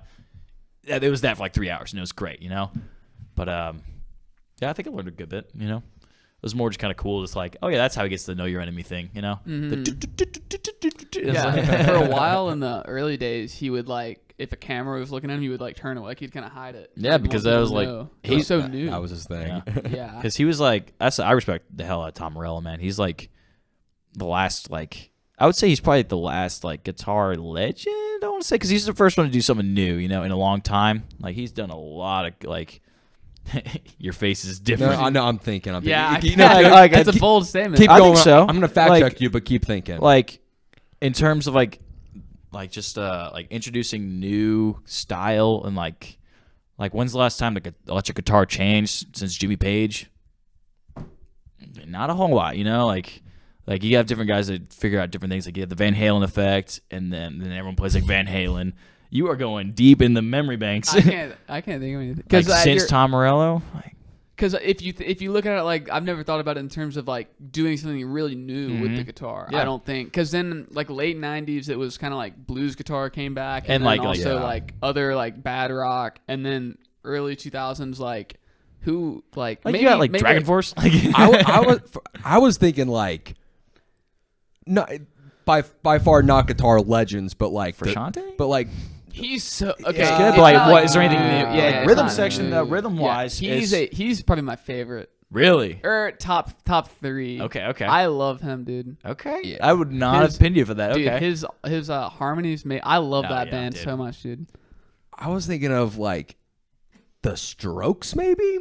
no way, man. Albert's good. He's a good songwriter. I'm not talking about like guitar legends, but just like new guitar stuff. But just like like they were like like that was kind of like early 2000s, sort of like when indie rock was sort of becoming a thing. Yeah, but just with the guitar bit, and like it was a much different guitar sound from the last 10 years or whatever. I wouldn't say like Strokes are very guitar led though. It's songwriting based. And same It's way like like indie music, and indie music, I feel like it's not guitar. it's just like the songwriting is the most important part. Like the song itself, and then there's a guitar part. It's not like here's the guitar riff. I'm Yeah. gonna play. Know Your Enemy. It's like, oh, that's Like, yeah, I'm not saying guitar legend. I'm just saying that was probably the like the last installment. the last like sort of newish sort Okay, of well- thing. My point still stands then. I mean, yeah. It was a guitar legend, probably. Well, I guess Frusciante would have been before. Technically, probably. Right? Well, They're in the 80s. no, because They were he kicking around joined Red Hot in 1990. Because, like, no one else plays, like, Frusciante until Frusciante, you know, like that. Just, like, really staccato. Even just the way, like, I can't stop riff. Dude, I've tried muting. I think I have a theory that he just, like, had a 2-string guitar in the studio. Literally, like, an A string, or, like, 3 A string, G string, and an E string. Because the bow, he doesn't hit a single other every time I try to play, I'll clink something somewhere, you know. But he does. There's totally a video of him of the band recording. How many strings? 6 strings. Damn it, dude. Yeah, his like melodies and his solos. Yeah. It's just so very different. Like it just hits home like no other. Yeah. Like, and it's crazy how each member in that band is so defined. Like I don't think there's any other band where it's like, oh, it's Flea, or it's like they're known for like the drummer or the singer. It's like each part is so distinguished. Yeah, Nothing else like that. Honestly, like I went through a Chili Peppers phase, and I'm kind of that. I'm not a huge Chili Peppers fan anymore. Like honestly, I think my favorite, terribly unpopular opinion. Did you ever listen to the Getaway album?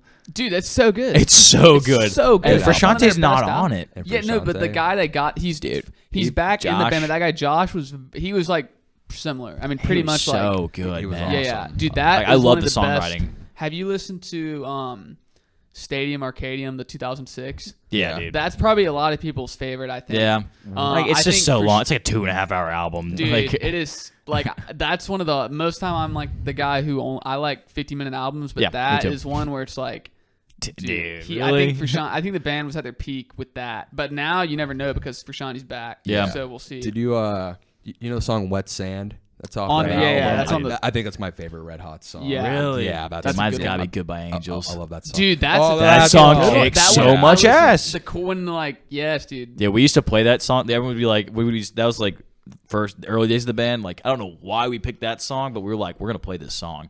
Like we used to cover that song like every time we played. How did people like that? Well, no one knew it. No one knew Yeah. it. So like they were just kind of like, this is kind of cool. And then we get to that last part, and like I would always play the bass line. Nah, because like Lucas couldn't, like I didn't slap it either, but like I would play the bass and he would play the guitar part, but I would just like I would rip it, dude, and then like Jack would carry on that last little beat for way too long. We were just like heavy jamming that because it's like a heavy halftime for Chili Peppers, but like it's also in that triplet. I don't, you know, it's kind of like that really cool subdivision, like which you never really hear at all.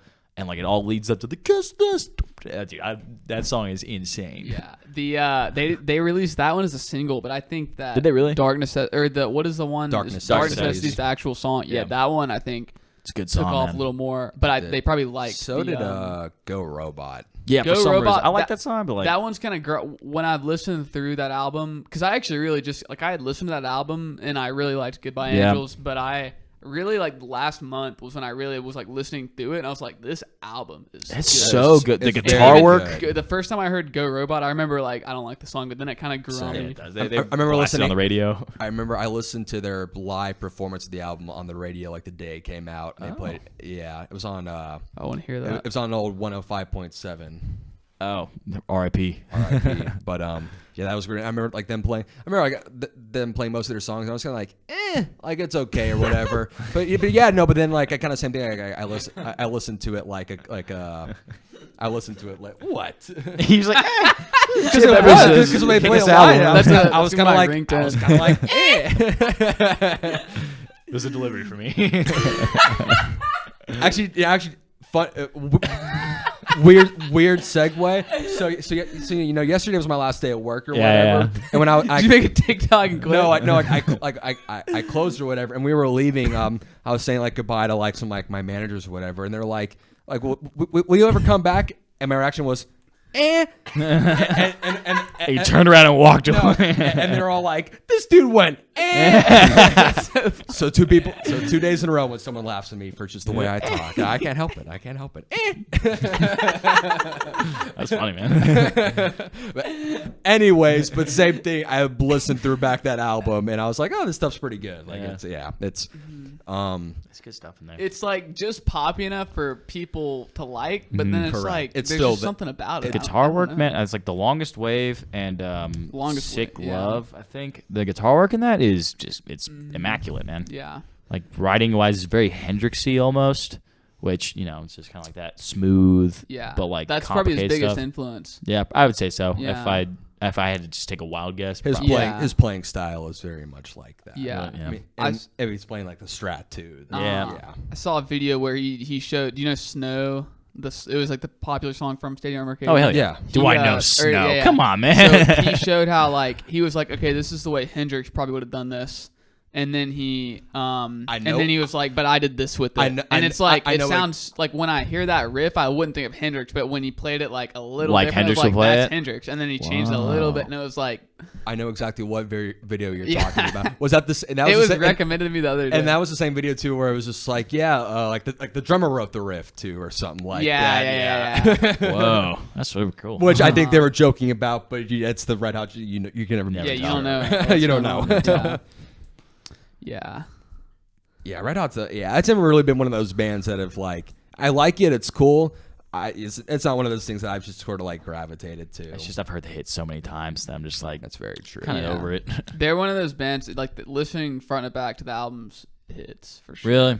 Some bands for me, it's like I like listening to albums, but some bands just like Yeah, some of the like beat we were tracks. talking about the Bad Motorfinger. Yeah. Like great album, but when I'm probably gonna listen to the first 5 songs. a lot of Soundgarden albums do that for me. Really? Like I get bored. Like I'm just kind of like Some of them are long. And I push through to listen because I feel like I want to get it. Yeah. But I don't know. Shouldn't like have to force yourself to. Yeah, I get that with Bad Motorfinger too. I'll listen to Super Unknown, dude, all day. Back to front. Oh my god, bangers. Day long. Even that first album. There's a couple songs where I'm like, okay, we can probably, they're a little weird. A little weird. They're a out weird. there. Kevin's mom. Yeah, dude. There's just some weird stuff. on Big there. Dumb Sex. That one's. I kind of like that song. I like that one. That one's funny though because he was like, have y'all seen the video of him at? I think it was Lollapalooza. Or something. Yeah, he's like, you can't say this anymore. What did he say? Or he said like, he was like really hammered and he was like, because it was dumb because they right? wouldn't let that song be like in Walmart or like it was same thing with Nirvana like Rape Me, but it's like he was literally like calling out these 80s hair bands like people like Axl Rose for like how they treat women or whatever. Like it's like a joke, it was but just because the name it's like Big Dumb Sex, it's a joke, dude. And ironically, Guns N' Roses covered that, man. They covered Big Dumb Sex. Yeah, on the spaghetti incident. Yeah. Yep. Wow. Terrible album. I'm pretty sure. I don't think I've ever actually given that any time. Yeah, they took I fucking love Guns N' Roses. Though, I like man. them too. Yeah, they man, they really went downhill though. Well, yeah, after Very Slash quick. left. I mean, Axl's. Or no, I'm just saying is their life. Oh, well, yeah. Well, I think Slash did honestly like never he mind. did pretty well. Like and so Duff. Like I love Velvet Revolver. Has done a lot of stuff. He's all over the place. But like Slash is like they did Slash Snake Pit and like the stuff with Miles Kennedy. Miles Kennedy's also Miles a big Kennedy's influence of really mine, good. man. Yeah, He's you such sound a like good voice. I think I told you that, but you Really? sound like Miles Kennedy to me. If I had to pin one, and he has like He's a that clean sound, you know? clean and singing like you know. He's singing all the gun. Yeah, that's Yeah. the thing. He's put his own twist on it without like all the rasp of Axl. He's kind of hitting those notes though, which is tough. But he I think the worst band who took the worst turn is Motley Crue for sure. I didn't like their old stuff, and they're seeing them now. It's just like are they making music right now? Or I don't know if they're making music. Did you not see the videos of them touring? Oh, I'm sure it was horrendous, Dude, man. I'm sure it was probably the worst. Let me find it. Like it was like Motley Crue. Yeah, because other than their guitar player who can't walk, like who can barely function, none of them were totally that great musicians to begin with. I think arguably, I'm saying that with I agree. With hesitance, I think there's stuff. I don't like any of that kind of. Yeah, dude, I love hair metal. No, see, I really do. Other than Guns N' Roses, I was never a hair metal guy. Yeah, I like Guns N' Roses though, but all the other stuff, like I don't really like. I don't know if you call Def Leppard hair metal. They definitely are. They are. Oh, I've seen this video. Yeah. Ew. Dude, I'm sure he had a coke problem at some point. Oh, he definitely did. I watched The Dirt. I think I like The Dirt more than I like Motley Crue. Correct.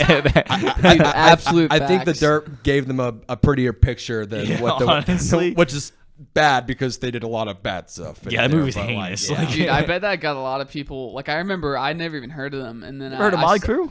No, I'm saying like Before? whenever that came out, Yeah. because I was just getting into like heavier stuff Yeah. anyway. So I never listened to them, and then I remember like had like Shout at the Devil. Like I was listening. That's like I had on my parents got in the car. They're like, why are you listening to Motley Crue? That's the thing. Like, I like. Or not like just because like they sucked as they didn't like it. They hated that type of music, not because like the devil stuff. I don't know why. I like me and Jesse. That's something we can both agree on. Me and Jesse love hair metal. Yeah. We just got. I don't know why. I think it's the guitars. Like it just. I'm a sucker for it. Honestly, I think the songwriting is kind of trash. It's cheesy. It's cheesy for sure. Yeah, better term. It's cheesy. Guitar work's awesome, but hey, I was never into like Van Halen. Like the Def Leppard, definitely. No, Def Leppard like, sucks. Like White Snake, not good. Fuck with Like some it was White just Snake, man. which was Tell me some Cinderella. I like the Cinderella, Rat. Ooh, some good stuff in there, man. To me, the '80s did not do a lot of good things with music, including Rush. I think they did a few. Hey. Wait, why Rush, do you have on a Rush was shirt? not because when Rush started doing their experimental want to get stuff technical? in the '80s. Moving Pictures came out in 1980, so suck it. So you were singing you like earlier. You no, like earlier. okay, Rush. so no, Okay. Yeah, no. So I'm talking about any Moving Pictures is YYC. anything between Signals and You're talking After Signals, right? yeah. Good. So anything between Signals and I would say maybe Snakes and Arrows, maybe. Maybe Test. Counterford? Maybe Test for. Was that one Test of for their Echo? Test for Echo? I think everything between that, I was just like everything in between, which was mostly in the '80s. Yeah. If you want to be technical with it, like you put it. Dude, that's something me, Jesse, and Tyler all like. I don't think Jack's a big Rush fan, but dude, we love Rush, man. Like, Yeah. Rush is like probably my favorite band of all time. Just hands Yeah. down, probably. Honestly, I remember you saying that. Who would you say your favorite band of all time is? Oh. I have Can we talk about the Foo Fighters after this? I say- Don't say it, no. You say the Foo Fighters. So I have a revolving. So I have a revolving door of like 5 bands who I mix and match. So that would be. Yes, one of them would be the Foo Fighters. We'll talk about that. and I'll explain my reasoning. Another one would be old Paramore music, not their newer stuff. Like their Paramore's first 3.5 albums, because their 4th album was half of it was good, half of it was poppy. I would put. I would now put Rush into that top 5. I would also put the band Thrice. I don't think so. Dude, You should check them out because they are All right, I'll throw them on my phone. kick ass. They're They are so good, man. awesome. Thrice. They are That's a cool They name. are awesome. The album you should listen to is "To Be Everywhere Is to Be Nowhere." Dude, that's Just bangers all the way listen through. to that album front to back, and you will be satisfied. And then the 5th spot, I would have to give it to. I would probably have to give it to Nirvana because that's, I think, where my first sort of love for grunge started. So I probably have to give it to Nirvana. Dude, it's a shame that Soundgarden, Pearl Jam, Alice in Chains. So, and again, like This guy is kind of sus. Yeah. Wait a minute. no. He has Foo Fighters. Well, but- again, and this is all time too, because I think currently now I like Soundgarden and Alice in Chains a lot all more, time. a lot more than Nirvana. Okay. But I say all the time. Again, it's a revolving door. Yeah. Like, it changes or whatever. Okay, but anyways, for you guys who are Foo who Fighters. shit on the Foo Fighters, the Mm. color, their 2nd album, The Color and the Shape, is by far my most favorite album of any music listen of to all it. time. Dude, that's a good album. I will listen to it front to back. I literally, I think at least once a month, I have to listen to that album front to back because it is so good. And even on and again, I'm a fairy, but like on a deeper level, that album got me through so. That you have album- emotions? Yeah, I do You have fairy. emotions, and that album helped me with those emotions. That I was going through some rough times, Going through it. and when I heard that album front to back, I was like, "Yes, thank you. Like this helps me." I get that. Yeah, no one's arguing that old Foo Fighters isn't fantastic. That's good stuff, man. So After Wasting Light, though, no, correct. so I like Sonic Highway. Julian, you know me. I was the most mad with their most recent albums. Dude, did you listen to it? Oh my god, it's so bad. It's not. so it's bad. not. And their album before that too was also. That's pretty bad, bro. It was pretty bad. And their album before that one that came out, like 20. Concrete and Gold. Yeah, That was 2017. 2017 or 2018. Also not a fan. Like, so I'm the biggest Foo Fighters lover. I'm also their worst critic too. Yeah. So I think you guys can shit on me all you want. I'm their biggest critic. What was the album with the Pink Floyd song? It was like my No, the okay, Cigar. so, yeah, so What was so that Have a song Cigar? called? no, Yeah. so recently before they put out their newest album, they put out like a bunch of like B-sides and live recordings from like their existence or whatever that they would put on Spotify for a couple weeks and then take them off and then put on new ones or whatever. But I know what you're talking about. Like they covered Pink Floyd's "Have a Cigar," really cool. But it was kind of cool. Like it wasn't good, but it was good. So to me, that's the way I felt about it. I was like, it isn't good, but I like it. It was the Foo Fighters twist on it. They pretty much it was like their guitar sounds or whatever. But yeah, so that technically wasn't an album. But like I think the Foo Fighters are probably unless we have something to say about it, we like the Foo Fighters are probably the last big rock and roll band. Yeah, not if I have anything to say about it. Yeah, not if we do make it to that level, but they're probably the last like true rock and roll act. What about Grady Van Fleet? We'll see with them. Yeah, we'll see. And now Jack Gregg he'll defend them, man. He made me listen to their. Is that your That's drummer? drummer, yeah. Okay. He made me listen to their latest album. It is good. Haven't heard the latest album. Have you listened to the first one?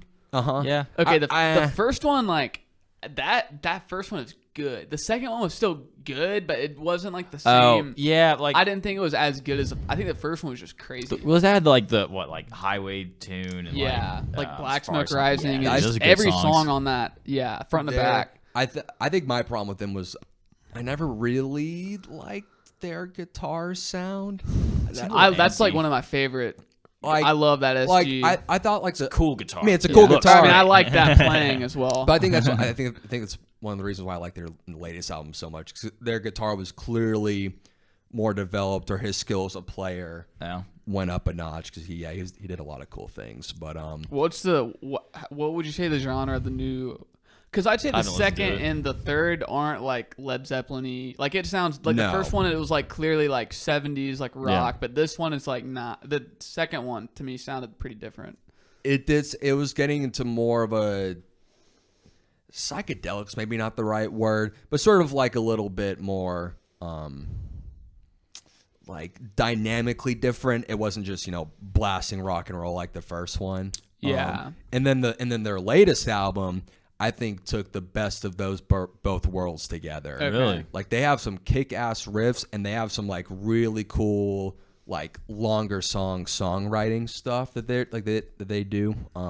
Like blending in like different. Again, the guitars were definitely a lot more developed because you have like you got sections with like 12 strings, like these beautiful parts, and then all of a sudden you get your signature all bandmates come in and you know, playing a kick-ass riff, and it's really cool.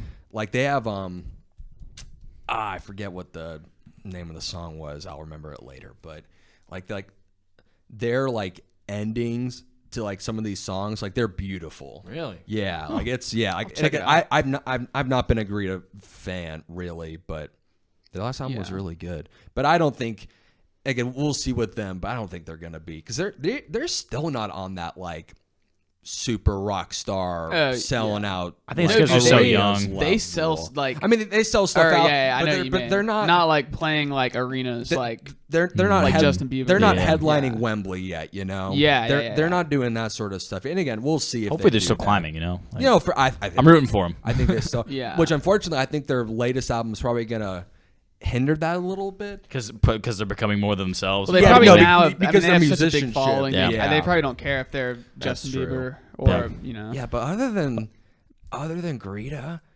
there's really no like rock bands who are willing to. Because I have to think. Well, I mean, there's tons of good rock bands. No good rock bands in the spotlight. Spotlight. You got to do like some just digging. started. Not like Foo Fighters has been around for like 25 years. Yeah, What? right. Which is I think where I don't know how you guys feel about country, personally, hey, hold on. All right, okay. We'll I hear him out. Hear him out. So I used to hate it all growing up. You know, like hated like any pop country. Then I heard some like older country, and I was like, this stuff's pretty cool. Okay, old and then country. I went to boarding school, part of high school in Texas, and I was in a town with like the oldest dance hall in Texas, and there's a lot of like live music in there where it's like old country, like Texas sound, and a lot of like blues guitars. I was like, dang, this stuff is cool. Okay. But then nowadays though, you have like Sturgill Simpson, Tyler Childers, Jason Isbell. Tyler Childers is good, man. These guys, they're cool. That's like folk more. Have y'all heard? You only listen to Sturgill Simpson's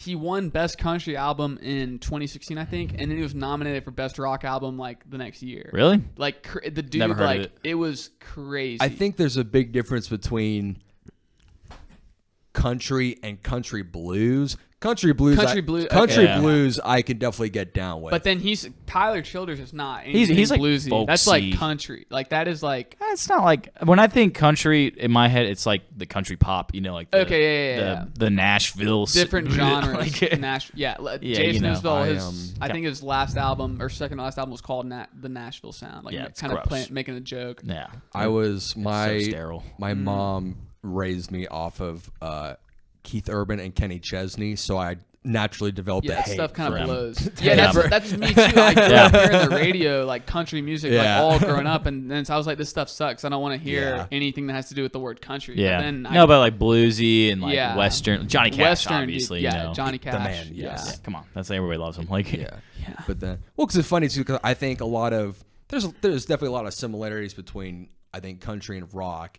That there's some things that can coincide with, but just like there's just so many directions they can split off into that really just doesn't do it for me. Right now, it's like what's popular in country is either like the very far end of pop country, like Morgan Wallen's new stuff has like beats in it, and then there's like the other end of that is like what we're talking about. Really, like Sturgill Simpson just put out a full on bluegrass album. So after it went from like really unique sounding like psychedelic country to like psych rock. That's kind of cool. To like a bluegrass. Like I'm talking snare, like banjo, bass, banjo. Cool. Like so they're doing some different. I can get down with some bluegrass. Like early Mumford, I kind of fuck with it. Like early Mumford. Hey, the Mumford's a Wilder Mind. Oh my god, that album kicks ass. That album kicks ass. People sleep on that a lot when they first became like not just a bluegrass band. That whole album was awesome. Album was awesome.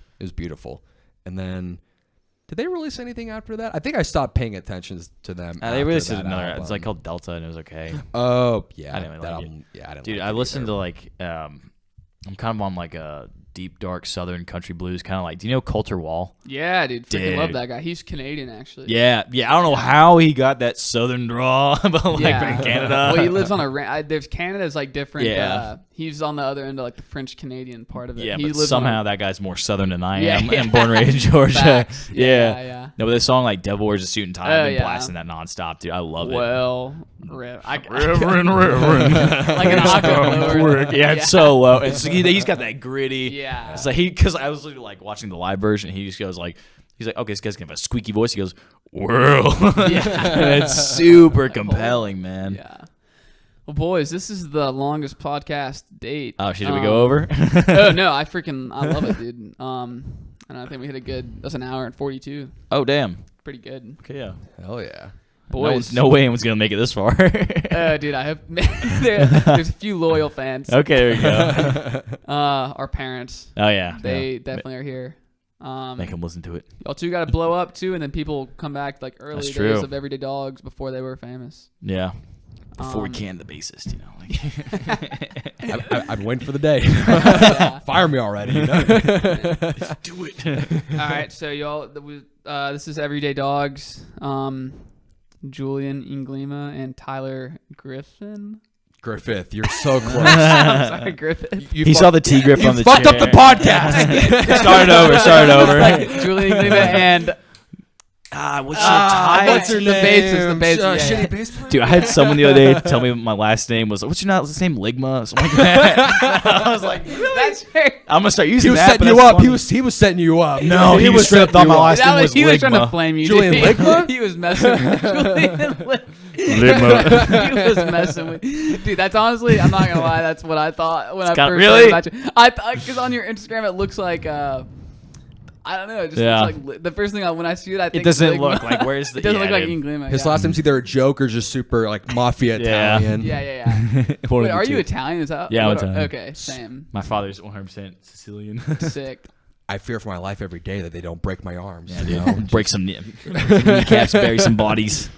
Ain't no thing. My family's from like the north part of Italy. So they Oh, really? some beef. Yeah. Uh-oh. Yeah. I hear they have beef with the Sicilians. Southern Yeah. Southern Italians Yeah. hate Northern Yeah, Italians. and same. Yeah. Dude, apparently there's a big like mafia case. Apparently, like a lot of people were arrested. Like I think it was like 300 people were arrested like in the last week for Oh, like man. Sicilian mafia stuff. Oh man. Over there. Or Yeah. Okay. No, way over on the across the Yeah, pond. Yeah. Well.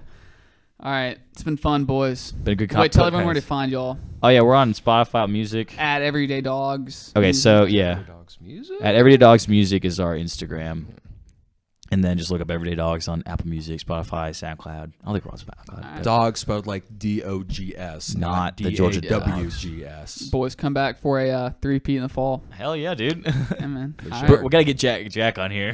Get the whole everyone in here. Oh, dude, you don't want that, man. I want to see. I want to see. You don't want to Jesse see and- the degenerates together here. I want to see a boxing match. Yeah, dude, you might. Yeah. No fucking fighting. Yeah. Fighting. All right, boys. We'll see y'all. Peace. Thanks for out. listening, and girls. That was fun. And and anything else?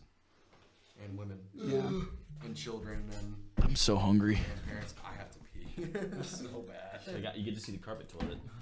I do. That's true. I've heard It's so